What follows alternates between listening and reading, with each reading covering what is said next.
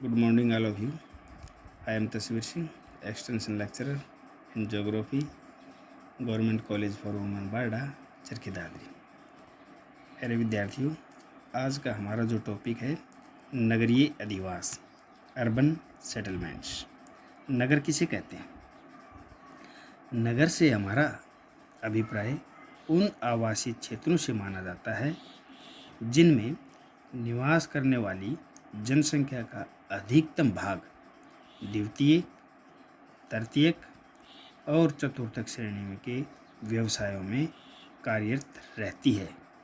अर्थात नगर ऐसे सघन व स्थायी बसे हुए मानवीय अधिवास होते हैं जिनमें गैर कृषिगत क्रियाकलापों जैसे उद्योग, व्यापार, परिवहन तथा प्रशासनिक कार्यों की प्रधानता पाई जाती है, तो उसे हम नगर कह सकते हैं।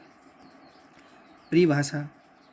नगरों की परिभाषा अनेक विद्वानों ने अपने अपने अनुसार नगरों को परिभाषित किया है, जिनमें रिच्टहोफन के अनुसार नगर एक संगठित समूह होता है जिसमें प्रमुख रूप से कृषि व्यवसायों के विपरीत वाणिज्य तथा औद्योगिक क्रियाओं की प्रधानता पाई जाती है, उसे नगर कहा जाता है।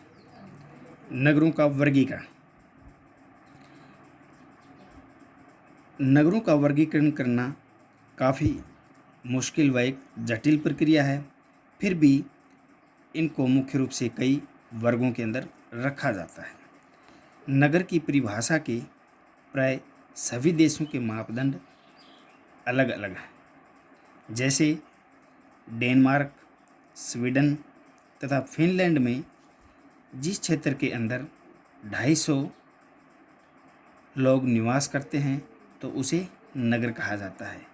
कनाडा तथा स्कॉटलैंड में जहाँ पर यानी कि 2500 लोग निवास करते हैं उसे नगर कहते हैं। भारत व ऑस्ट्रेलिया में 5000, रूस में 12000 तथा जापान में 30000 से अधिक जनसंख्या वाला अधिवासीय क्षेत्र नगरीय अधिवास कहा जाता है।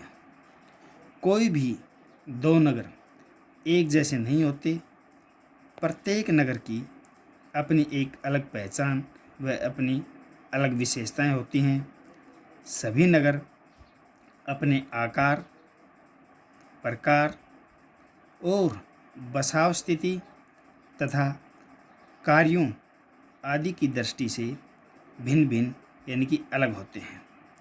विश्व के अनेक भूगोलवेताओं ने नगरों के वर्गीकरण से संबंधित अपने अपने मत व विचार प्रस्तुत किए हैं। भारत में सर्वप्रथम सन 1961 में भारतीय जनगणना में नगरों के लिए सामान्य विशेषताओं का होना आवश्यक माना। जैसे 400 व्यक्ति प्रति वर्ग किलोमीटर जनसंख्या घनत्व, यानी कि कम से कम 400 व्यक्ति प्रति वर्ग किलोमीटर के अंदर निवास करते हों। उस क्षेत्र की कम से कम जनसंख्या 5000 हो और उस क्षेत्र में 75% जनसंख्या गैर कृषि कार्यों में लगी हुई हो तो उसे नगर कहते हैं।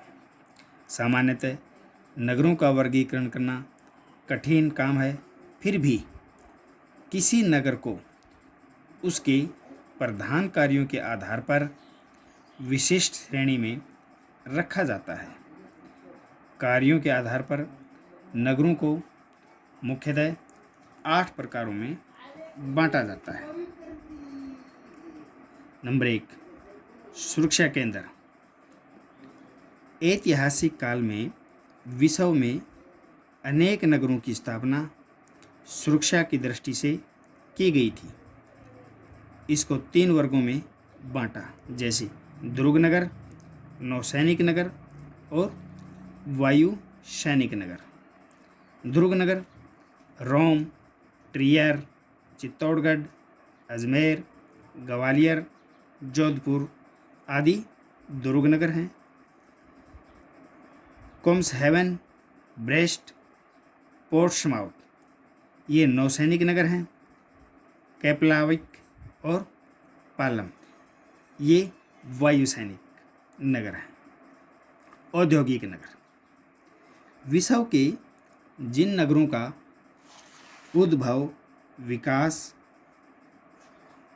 या अस्तित्व विभिन्न वस्तु निर्माण तथा औद्योगिक प्रक्रियाओं पर आधारित होता है, उन्हें औद्योगिक नगर कहा जाता है।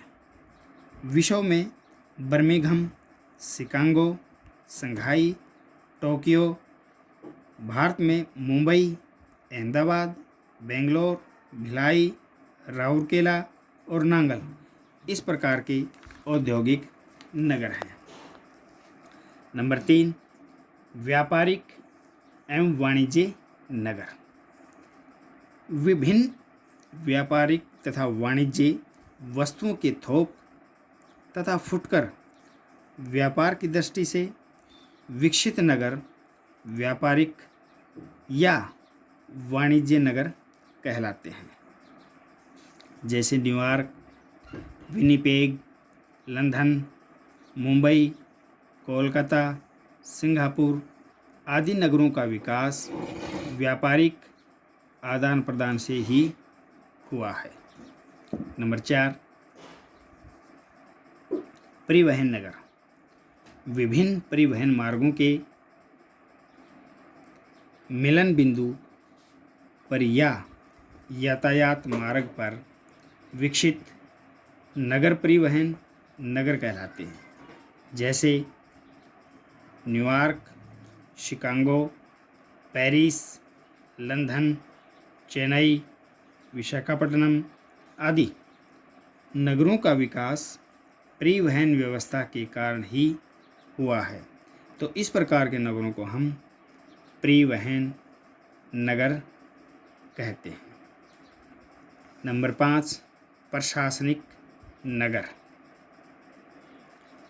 जिन नगरों का विकास किसी देश या राज्य राजधानी के रूप में होता है तथा जहां सरकारी कार्यालयों की प्रधानता पाई जाती है, प्रशासनिक नगर कहलाते हैं। जैसे वाशिंगटन, ब्यूनस, लंदन, मॉस्को, नई दिल्ली, चंडीगढ़, जयपुर, हैदराबाद इस प्रकार के जो नगर हैं ये प्रशासकीय नगर कहलाते हैं, क्योंकि इसमें सभी देश या राज्यों के प्रशासनिक कार्य यहीं से संचालित किए जाते हैं। नंबर 6, शैक्षणिक व सांस्कृतिक नगर। जिन नगरों का विकास शिक्षण कार्य एवं प्रशिक्षण संस्थाओं तथा संस्कृति धर्म संबंधित संस्थाओं के रूप में होता है, उसे शैक्षणिक तथा सांस्कृतिक नगर कहते हैं। जैसे रुड़की, देहरादून, आगरा, पिलानी, केदारनाथ, बद्रीनाथ, इलाहाबाद, हरिद्वार, मक्का और मदीना। तो रुड़की एक शैक्षणिक नगर है। इसी प्रकार से पिलानी भी एक शैक्षणिक नगर है। आगरा, देहरादून, बद्रीनाथ, केदारनाथ ये इस प्रकार के यानी कि धार्मिक या सांस्कृतिक। नंबर 7, विनोद स्थल। ये केंद्र स्वास्थ्यवर्धक जलवायु, सुंदर प्राकृतिक दृश्यावली, खेल, खाना, मौज मस्ती, मनोरंजन प्रदान करते हैं।